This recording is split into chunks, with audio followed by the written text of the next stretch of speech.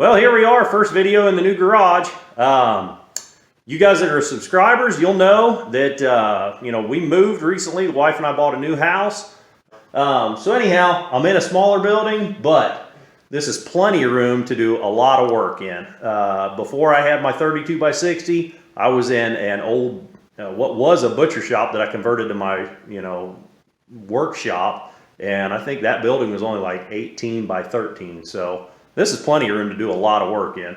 The first project is, the first project of the new garage is sitting right here. So without further ado, let's take a look at it, see what we're going to be working on. Well, there it is. That's the first project for the new garage. This is a generator that I bought brand new, a few years back. It's got a Subaru engine on it. It's a good little generator. It's winter time and we actually lost power about a week ago. We lost power for I think 5 hours, and I didn't need to fire the generator up. Everything was staying pretty good. The freezers and the refrigerator were still in good shape, so didn't need the generator then, but there will be a day real soon where I'm going to need it, I'm sure. We got ice supposed to come in the next couple days again, so I want to make sure this thing is in good running order. And I am very disappointed in myself. When I went to move this thing, as we were moving a few weeks ago, we've been in this new house, I guess, for about a month now. So I moved this about a month ago, and when I pulled it out of the corner of my old garage, I heard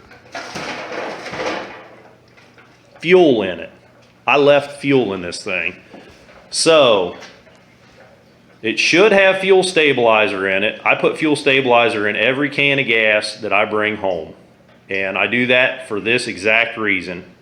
If I forget and leave gas in something, that way it's got stabilizer in it. As soon as I bring a can of gas home, I put Sta-Bil in it, and that way it's in the red can, and then anything I dump it in has fuel stabilizer in it. So I'm hoping that I saved myself some heartache, but I don't know how long that gas is in there.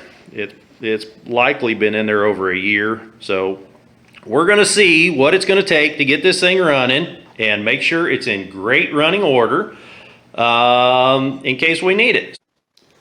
All right, guys, so I got you up on the tripod. I spun this thing around where you can see what I'm doing. I'm going to bring you along for the whole experience here.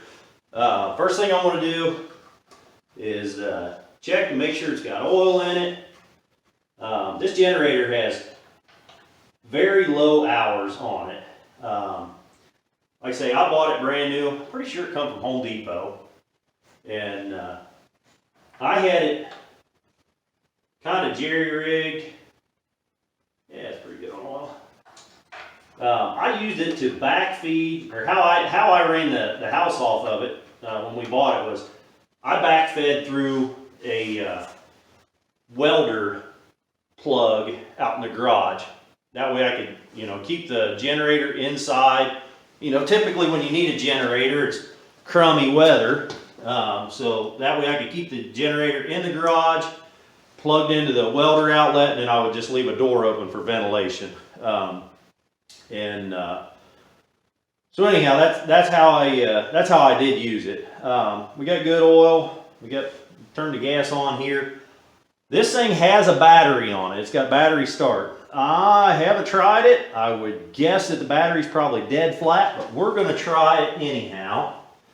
Got a key switch here. Matter of fact, the thing was in the on position, so that's probably not a good sign for the battery. Where in the world is the throttle and the choke? Looks like there's an emblem there. There we go. Okay, there's the little choke flipper.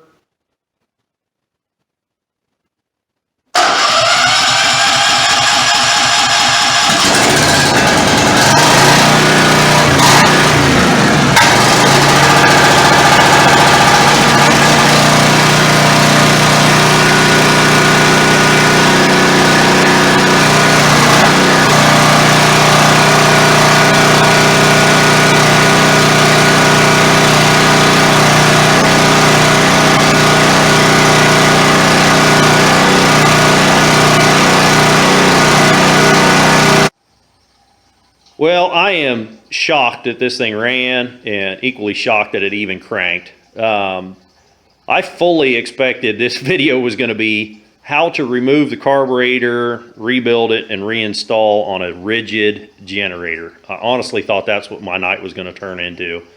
That battery, it's just got to be some cheap little Chinese battery, I'm sure. It hadn't had a charger or tender put on it. I've been thinking, guys, it's probably been a year and a half since this thing has run. I'm shocked. So I don't know, that I guess that says real good things about Sta-Bil fuel stabilizer, because I make sure I put it in everything. So just for this reason, it saved my bacon today. I did run it for about an hour. I actually had dumped some more fuel stabilizer in it just to be safe. I wanted to get it run through the carburetor. And then I shut it off. I disconnected the line. Let's get some light here. Disconnected the line to the carburetor, and I've got it running out. I've got a different line now just running out, and I'm draining that tank. I want to get that old fuel out of there. It's, you know, it's good enough to run right now, but I don't want to leave it in there any longer. While I'm waiting on this thing to drain, I went ahead and just a minute ago, I started it back up and let it run itself out of gas, so there's no fuel left in the carburetor now. I'll drain all the fuel out and I'll reconnect the lines, and then I'll stick it back in the corner, and hopefully it'll be ready to go, you know, in an emergency. I always do keep cans of gas.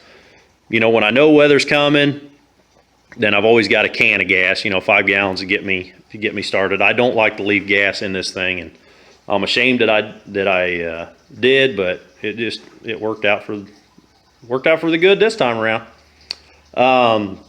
That's pretty much it, guys. The next project out here in the garage is going to be putting a light bar across the top of that golf cart, though, I think. So if you want to click that subscribe button, hopefully that video will be coming out in a few days. If you like this video, click the thumbs up button. And until the next video, keep on tinkering.